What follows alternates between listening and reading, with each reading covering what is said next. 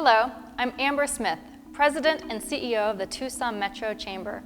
While you already know that we work tirelessly to grow Tucson's economy, we are also extremely passionate about growing civic engagement, especially right now for the Tucson mayoral election. It's important to make sure you are registered to vote for the August 27th primary.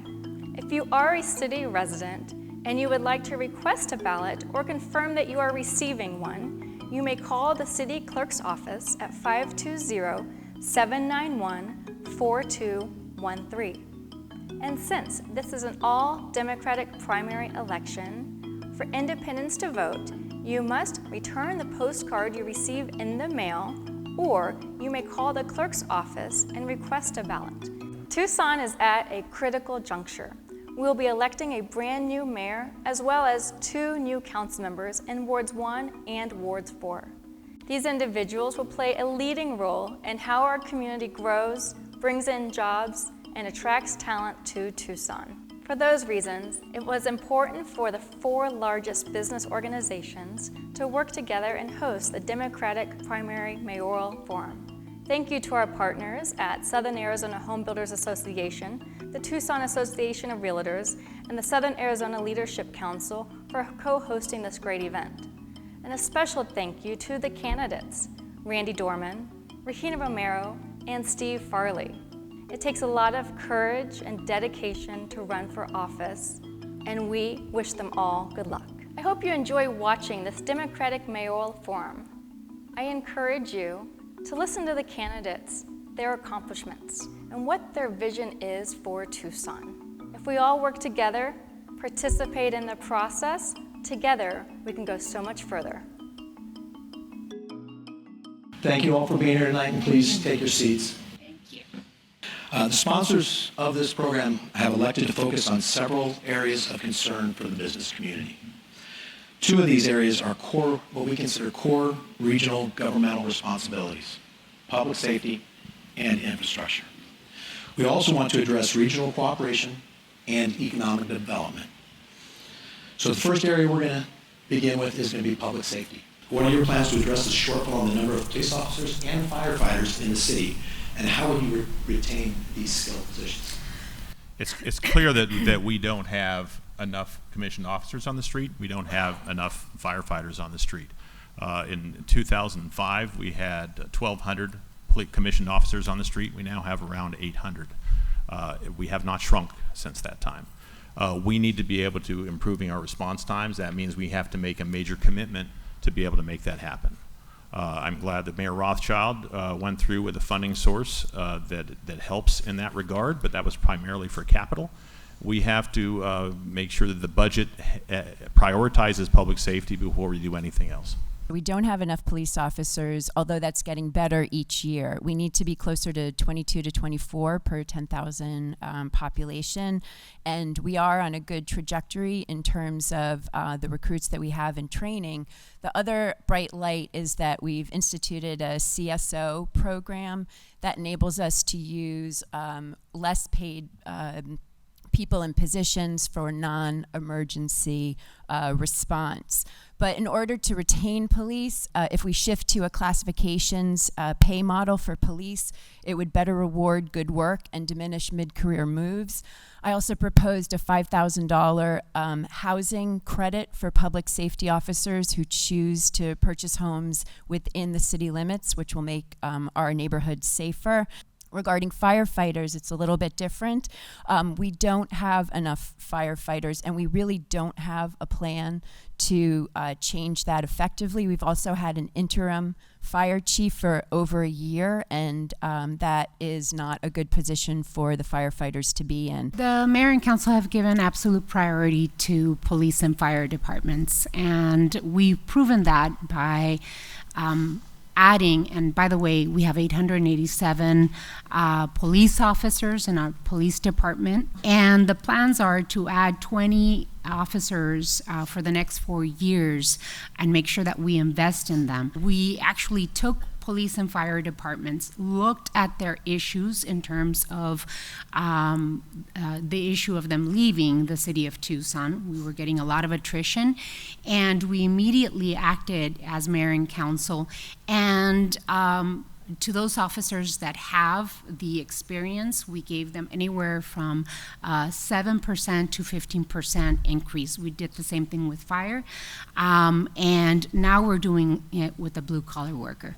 Since the first time I ran in November of 2007, I've talked about the possibility of having police and fire have a dedicated funding source. We need to take a look at adding 0.1% and what it could do, not just for the first responder needs that they have to provide the community, but also for maintenance and operation.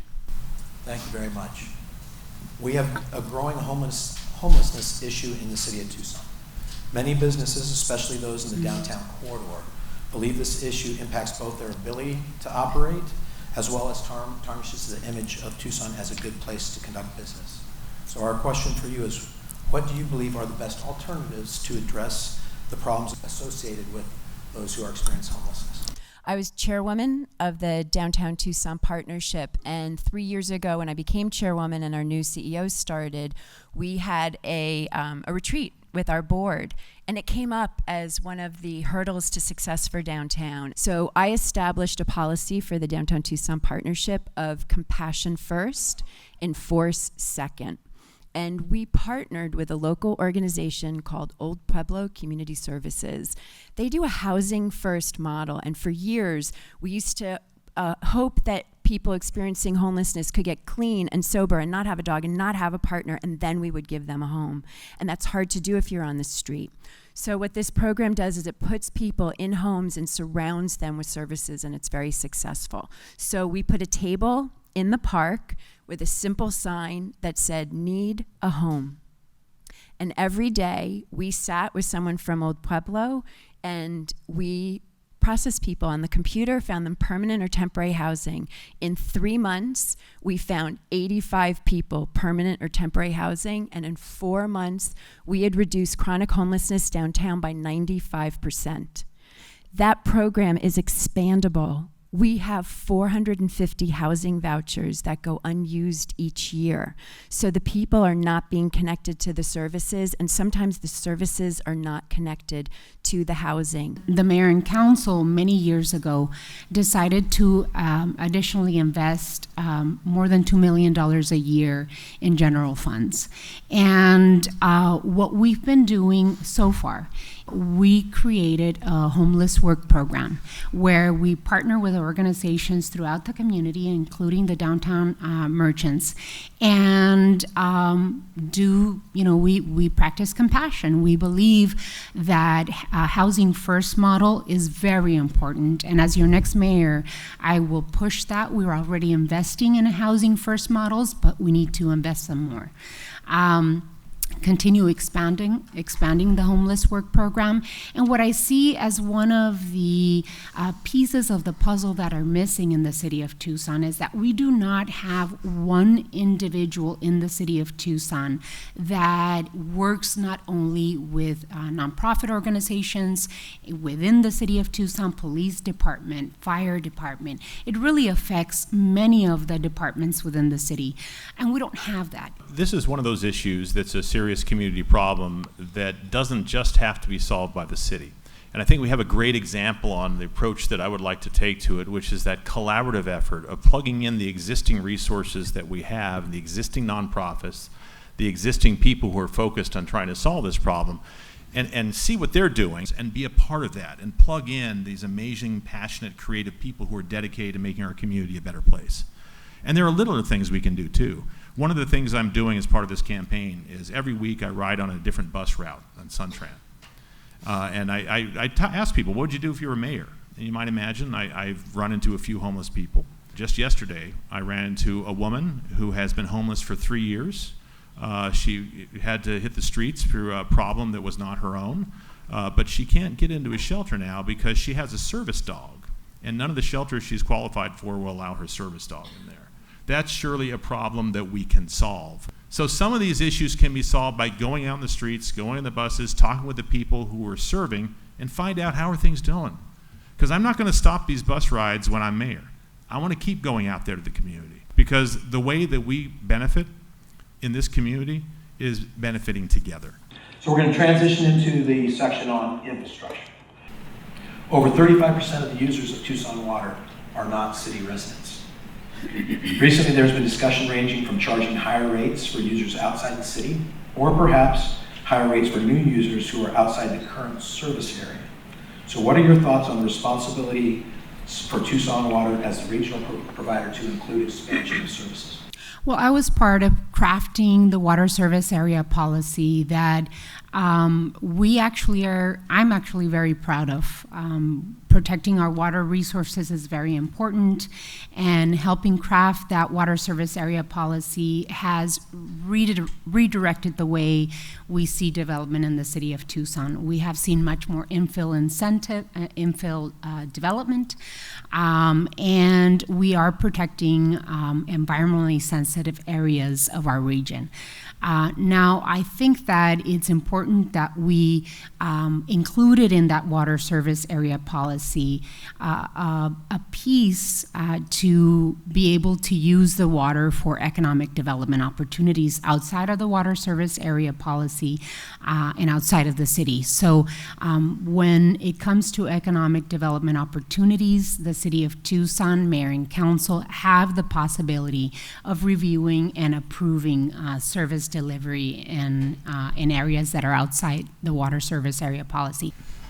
I don't think we should have different prices for water whether you're in or out of the city, because we do have 35% of the Tucson Water customers are out of the city.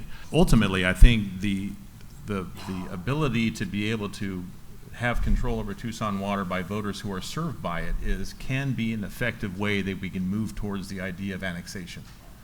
And I think annexation is something that we should be exploring once again, because I think that's one of the things I would be able to bring to the position as mayor, is because I have been elected 3 times by the people of the unincorporated county to represent them in the Senate. I think that there would be a certain amount of trust with people to voluntarily annex themselves into the city of Tucson, because as you know, we are missing out on, by some estimates, up to $170 million a year in state shared revenues and other revenues that could otherwise go to help us do things like pave those potholes and to make sure that we do have sustainable water supplies for all of us. Our strength lies in being a region. You don't drive down the street and say, I'm in the city, no, now I'm in the county. We think of ourselves as a region. And Tucson Water is a great example. Since the 80s, we've added 200,000 people to the city of Tucson, but through smart water practices, we use the same amount of water, and we need to continue on that trend. I don't think that people outside the service area should be charged more. Water is a resource that we all have to use responsibly together. I do think that we can put sustainability requirements on using the water, but it should be all the same. We're going to pause away from the topics for a second, because we did want to ask some individual questions to each of the candidates about what makes their candidacy worthy. Tell us one thing that most people don't know about you. I was an animal behaviorist, a volunteer animal behaviorist for 3 years. Okay. It's very useful in politics. It's not easy to be a Democrat in the legislature, but I pride myself in being able to carry out my watchwords, which are never burn bridges, no matter how tempting. People don't always treat you well when you're in the legislature, particularly if you're a Democrat here. But I always like to find something in everybody that we could agree on and work with. There were plenty of people up there who I may have disagreed with about a lot of things, but I was able to work with them on a whole lot of very surprising things. I mentioned working with Jan Brewer on being able to expand Medicaid health insurance to 400,000 people in 2013. That had tremendous impact on the people of Tucson. Tucson Medical Center, TMC, actually lost $25 million in unreimbursed care costs in 2013 before that went into place. The year after, They cut that to only $8 million in losses. So that was significant. That kept our hospitals afloat to make this happen. And everything I was doing up there, I was learning how the process works. I was building relationships with unexpected people and was able to get things like that done, but that also is information that I'm going to be able to use as your mayor. I can't think of another mayor in recent memory who had the kind of knowledge of and relationships in the legislature when serving as mayor. And I think that's important because often the city of Tucson comes under attack from the legislature. And I think it's very possible that with me as mayor, we'll be able to stop a lot of those attacks before they begin. And beyond that, we might actually be able to have a different kind of relationship with the legislature where we're able to figure out our regional priorities and get things done proactively instead of just defend ourselves. And that's going to be incredibly valuable, a tool to have as we're moving forward as a community. I got a perfect score on my math SATs, and I sing backup in a blues band in LA. Thank you. Yeah. For those of you who know me from my business and my community work, my leadership, my reputation is that of pursuing excellence, leading with vision, passion, creativity, and an incredible work ethic.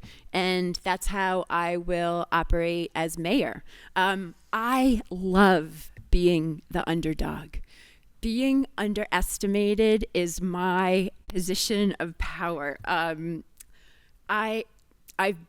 been the underdog with the Ice House, with Downtown, with the Museum of Contemporary Art, and each time I've been able to turn it around, make it happen, and make incredible things happen. And that's what I'm doing here too. So, I mean, before I entered the race, I wasn't doing this for my health. I made sure that there was a path to winning for me. And we did a really thorough analysis. And there was a path to winning for me. And we've been executing that since February. And in many cities, private citizens, especially women, are stepping up to lead. And if you think about the last two mayors, they were both private citizens, not politicians, and they did very well. Fun fact, I helped my husband executive produce a movie. It's called Pancho Goes to College. And I also acted in it. I was a seductress. Anyway. We'll have to look for that. Pancho Goes to College. So, thank you for letting me set the record straight with GCU.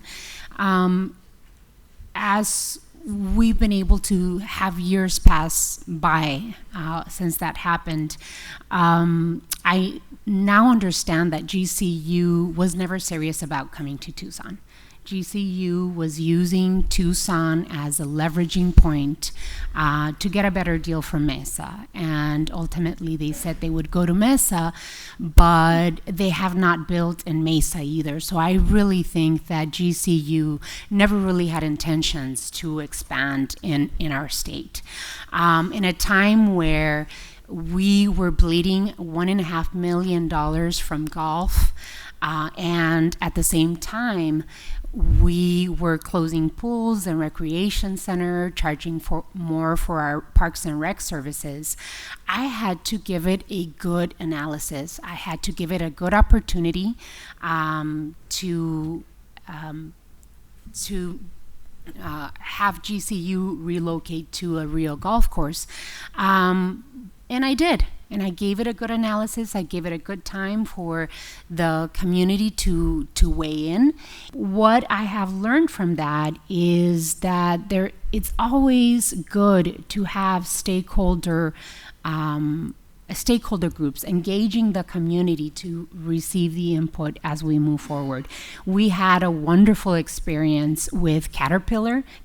Both Caterpillar and Amazon are in the West Side, are in Ward 1.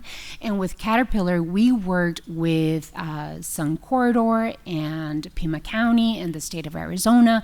And now we have their engineering and surface mining headquarters in the west side of Tucson. That was a perfect example of the city learning through an experience and being able to not just bring Caterpillar, Amazon, and so many other companies, but learn on how to get stuff done the right way. Thank you. All right, now we'll get back to the issues. This section is going to be on regional cooperation or regional decisions decisions made within the city that will affect the region as a whole. Nearly 1 in 5 families in Tucson lives under the federal poverty level. What is the city's role in addressing this issue? Well, if the city doesn't address this issue proactively, it has to address the issue retroactively. That's our problem. That's why I think the city ought to take a much larger role in education across the board. I know there's no education plank in the charter. I think there ought to be, because the fact that we have had an underfunded education system all the way from preschool through to graduate degrees has been part of why we suffer so dearly here in this community. With some very specific things that we can be doing in order to help right away. We have a very small pilot program right now in something called community schools. We should be rolling that out across the community. Basically based on the idea that if you engage the parents in the neighborhood schools with the same intensity that you engage the kids, then you can help so many different positive outcomes come about that. If you look at what LeBron James has done in Ohio with his, I believe, schools, it's amazing what the data has shown out. That when you engage parents in their kids' education more directly and engage them in helping them at their kids' schools, then the kids perform better and have better data as well. We currently have a 2-person economic development department in the city, and they're primarily focused on incentives. We need to lift all ships by growing our economy as a whole. First, by focusing on the small and medium-sized businesses that are here and really having our economic development department become a hub for everything that they need, from connecting to job training programs, to learning about best practices for recruitment and for retention. I have a really detailed plan on that. In addition, we need to focus on the startup community and what they'll be able to bring to the party and nurture the incredible startup businesses that are already here. In addition, we need to always be bringing new businesses to Tucson, working with Sun Corridor, but also leading the way from the mayor's office in terms of contacting businesses around the world to relocate here. You know, I've been on the council for almost 12 years, and what I've learned with my experience on the council is that the best investments and focus that a municipal government can do, and for that matter, all governments, is invest in infrastructure, because public infrastructure leverages private investment. That is exactly what we saw happen in our downtown. We've lobbied extensively to bring $63 million to the city of Tucson. And because of that public investment, we've seen more than $1 billion invested in our downtown. This question was submitted by a member of the audience. Tucson Residents for Responsible Government, TRIG, recently drafted a report to the mayor and council that calls out the mayor and council for their lack of leadership and too drastic a shift towards support for economic development over the past decade. There's always a struggle between preserving areas and areas that are ripe for economic development expansion. These are often one and the same. So first off, do you agree with those statements? And what would you do, and Randy, you'll take this one first, what would you do as mayor to ensure that there's a balance between neighborhood and business interests? I was at the presentation where TRIG presented their findings and their concerns, and they have real concerns. When we do real estate development, we always start with speaking with the neighborhood first, because ultimately development should enhance neighborhoods, and neighborhoods should have the ability to interact with developers in a productive way. Where some of the issues lie is in the outdated neighborhood plans. Some of them are decades old, and there isn't agreement and they're no longer relevant, but we have not staffed planning and development services to update those plans effectively. And when you do a rezoning, your rezoning is supposed to be consistent with the neighborhood plan. The other issue that I've noticed with neighborhoods is that the meetings are at 5:30, and if you're a working mom like I am, it's really challenging to get to those meetings and have your voice heard. I think that we could do a lot by leveraging technology to create broader neighborhood participation, and by doing so, eliminate the dynamic that often happens, which is a few people having the loudest voice, even though it's a small number of people. I respect the needs and the uniqueness of every neighborhood here in the city of Tucson, and every area has their unique characteristics, and we need to make sure that we're protecting them. But I do not feel as though the mayor and council have not been attentive to neighborhood concerns. I really feel as though at every corner, mayor and council has been giving community engagement processes the importance that they deserve. And so we created the infill incentive district that has really spurred a pretty amazing investment in our urban core. And the reason that I and my colleagues on the council pushed for the infill incentive district is because we wanted to create much more density, right? Because when we want to create transit-oriented development, we want to use our transit systems so that we protect our sensitive environmental areas outside of the city, and we want to put much more people into our transit system. We have to create density. I disagree with the premise of the overall question, because the premise seems to say that there is an unbridgeable gap between neighborhoods and developers. And that's not true at all. If we had believed there was an unbridgeable gap between neighborhoods and developers, Republicans and Democrats, business leaders and environmentalists, we would never have gotten the RTA done. We had to be able to get past that armed camp thing we find ourselves in way too much here in Tucson. We've often had things where we have an issue and it's like, okay, all right, to your sides. And then we start fighting. And that's not the way we ought to be operating, because there's too many challenges we have to face here in this century. And those challenges, if we work together, can be turned into amazing opportunities. But you've got to get out there, you've got to talk with people, you've got to get on the bus and talk with people, you've got to get out in the neighborhoods and talk with people, and you have to have everyone be listened to. That's how we succeeded by getting the RTA done after 40 years of failure. And that's exactly how every project going through the city should operate, in order to make sure that everyone is happy about the way that we're shaping our community in the future. All right, the final questions before closing comments. Regina, we can start with you on this one. There are always two sides to the city's balance sheet, revenues and expenses. How do you work to generate, diversify, and increase revenues into the city's general fund?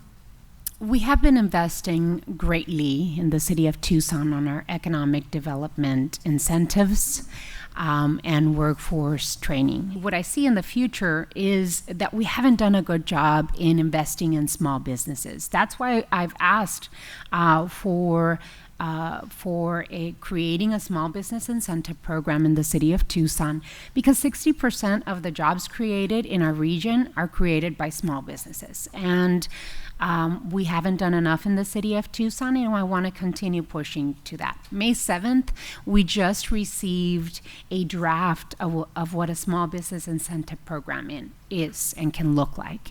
And it is regulatory relief, permit fee waivers, connecting small businesses with nonprofit organizations that actually will help them put together a business plan, and that creating small business navigators so that we can add more staff for our economic incentive office is supremely important. Small businesses in this community need to understand that the city of Tucson wants them not just to open, but thrive in our community, and that will help us build much more revenue, amongst many other things. I like to be able to figure out new ways that we can approach public finance. besides simply raising taxes. And one of the things that I really want to focus on is new opportunities of diversifying our public finance in the city of Tucson with some new potential models, a combination of public-private partnerships and these things called social impact bonds. I'll take the last ones first. I support universal preschool in this community. I think it's something worth investing in because it has real provable returns on cost savings in the future. If you pay $10,000 a year for a couple of years for a kid at the age of 3 and 4 up front, you're not going to be paying $40,000 a year to incarcerate that kid for 5 or 10 years when they're in their 30s. That is real savings to taxpayers, and we can actually bond against that. The way that universal preschool is being paid for in Salt Lake City is using this instrument, in which you find investors instead of taxpayers willing to invest in the future success of your community, and it helps everything else rise along with it, and that will increase our other revenues. Public-private partnerships, I think, can be used to expand the benefits we've seen from the streetcar downtown to extend the streetcar throughout our community. If you have a public-private partnership where people who have a piece of land worth $10 million a mile from the streetcar, and you can get them to spend $15 million to extend the streetcar there, and then their land is worth $40 million, you've created a profit right there that makes sense. I think that the businesses that are going to move Tucson forward exist here already, very much like San Diego, like Austin, like Denver, but we've made it too hard for them to do business, and we don't nurture them. We can provide best practices solutions for them. We can give them updated information on IT, on recruitment, on retention, social media boot camps. We can have a centralized job posting system, because I speak to businesses who can't find workers, and I speak to workers who can't find businesses. There's a disconnect, and we could bridge that gap. We should be providing small business ambassadors to help navigate our planning and development services department, as well as our sign code. We should be a conduit to microloans and small business loans and make it easy for our businesses to grow. We need to be utilizing the new federal program called Opportunity Zones. This is an incredible program that we're just dipping our toe in, but I've attended a seminar on. It creates opportunity throughout the city in underserved areas. We need to be bringing in the new businesses. We need to do more regional collaboration. I've spoken with Mike Ortega and Chuck Huckleberry about reducing redundancies in departments like Planning and Development Services and Parks and Rec. We can free up revenue just by doing that, approaching our government as an enterprise and really understanding where we can free up money that exists now. Thank you. Now's your opportunity to make one last statement to the crowd of stakeholders, Tucson stakeholders, on why you should be the mayor. We agreed to go in the same order that we did the opening comments, so Councilmember Romero, that will start with you. Thank you, Ted. You've heard a lot of ideas up here tonight, and many of them I'm pretty sure the three of us agree on them. But what distinguishes me from my colleagues running is that I've been with you on the Tucson City Council.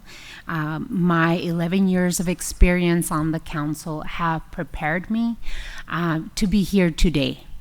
And we've been able to shepherd millions and millions of dollars to invest in our infrastructure, to create high-wage long-term jobs, and to work on a better quality of life for Tucsonans. I know the budget. I know our bureaucracy. I know our city manager, and by the way, we have a great relationship. I know exactly what to do.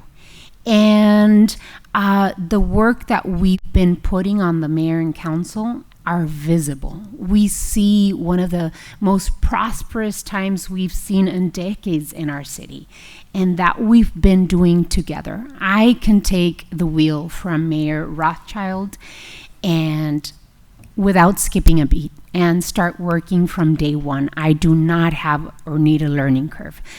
I came here to Tucson 27 years ago, and I would have never imagined on the day that I arrived to Tucson that I would ever be here. Daughter of immigrants, first generation college bound Latina, first in my family to vote, to be here in front of you 27 years later, asking you for your vote to be your next mayor. I have the vision and the experience to be able to move our beautiful city in the prosperous direction that we want to be. My plan and my vision to keep moving Tucson towards a sustainable, just, vibrant, sustainable city we want to be is by, one, creating a climate action plan because we want to make sure that we're protecting our water resources for our region, and we need a livable city to be able to create economic opportunity for all. Two, invest in small businesses and continue investing in high-wage job creation in our city. Three, we need to continue investing in quality of life issues. Much more money for police and fire, investing in our transit, in our roads. And we have our strength as a city and the importance that city has as is of regional importance. So I want to make sure that we create a city that is of national importance, and we could do that. We have the tools in the toolbox, and I have the preparation to be your next mayor. So please vote for me this August. Thank you very much. Senator Farley. Well, I've started my own business in 1991. I've run that business for 28 years. I've had the privilege of serving Tucson in the state legislature, in the House and the Senate for 12 years. So I gained the experience that came from that to add to what I could use in my service. And I'm an artist, so I use both sides of my brain. I got my left side to be able to get my numbers, make my policy wonk happy, and then I got my right side that basically says there is no problem that is unsolvable. And we face a lot of challenges here in our community in this 21st century. I believe that I can convene the coalitions that I've been able to convene to do things like create a transportation plan for the region for the first time in 40 years of failed tries, to be able to expand healthcare to 400,000 people, to be able to invest $400 million into our public schools this year alone, and be able to take these incredibly passionate, wonderful Tucsonans that surround us all and that are us all and set a vision for where we're going in the future and have everyone working together. We're not going to be able to do this alone. We can only succeed together. There are so many things that we can work on together, which can help us become a town that is known for its innovation and its creativity. One example, cities all over this country, including Tucson, are struggling with recycling right now. That China isn't buying the glass, they're not buying the cardboard. What do we do with it? It costs us much more money to be able to process it than it does to collect it, and we can't find a way of making it happen. Well, we've also got a pretty amazing think tank here in the middle of town. It's called the University of Arizona. Let's, as the city, plug them in and their brains to figure out solutions to problems like recycling. Figure out a way that we can reduce, reuse, repurpose some of these problems and do it right here in our community. Make it a task for a graduate class. And then when they come up with the idea, let them make a business that creates this solution and sells it to every other city in the country that has this problem. And then we become the innovation capital of sustainability with all the types of problems that we're tasking our brilliant people here at the University of Arizona to solve. That's how we develop our economy. Is probably the best way we can do it is to grow our own. Let's find out why students are leaving the U of A when they graduate. Let's try to keep them here, starting their business and creating those jobs. I want to put both sides of my brain together to serve this community that I love so much. I have the experience, I have the track record, I've got the creativity, and I know I can get this done if you're all there with me together. Thank you so much for the opportunity to speak with you tonight, and I'd love to have your support as your next mayor. Thank you. Randi. Thank you. The time is now to think differently about what is possible for Tucson. Set the vision of Tucson as a 21st century city, a thriving city. We need to create the plan and make it happen.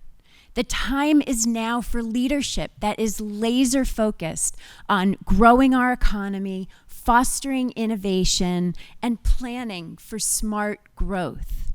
That's what I've done throughout my career. And my real world experience is both large and small business is what's needed now and makes me the most qualified to be mayor of Tucson. We can grow our economy by supporting the small and the medium-sized businesses that are here. Who do you want doing that? Somebody who has had to run their own business, somebody who has had to grow other people's businesses, someone who's had to take out loans, make personal guarantees, but has a track record of growing big and small business. When we're trying to attract multinational, multi-billion-dollar companies here, who do you want in the room with those companies? Somebody who's already been in the room with those multi-billion-dollar multinational companies and whose contacts are global, not just located in the city or the state. When we need to lead with vision here, who do you want doing that? Somebody who has led with vision over and over again and delivered vision time and time again. We've never had a mayor with 30 years of business experience, 20 years of real estate experience, and a track record of making extraordinary things happen. Tucson has great people, natural beauty, and a rich culture, but our roads still have potholes. We don't have enough police or open space, and we have too many people living in poverty. We need a fierce fighter who is going to be able to move Tucson forward. It's time for us to not just fix the roads, but to make sure they lead somewhere. This is the city I love, and I want it to thrive. That's why I'm running for mayor of Tucson, and that is why I hope you will join me. Thank you so much for being here. Thank you.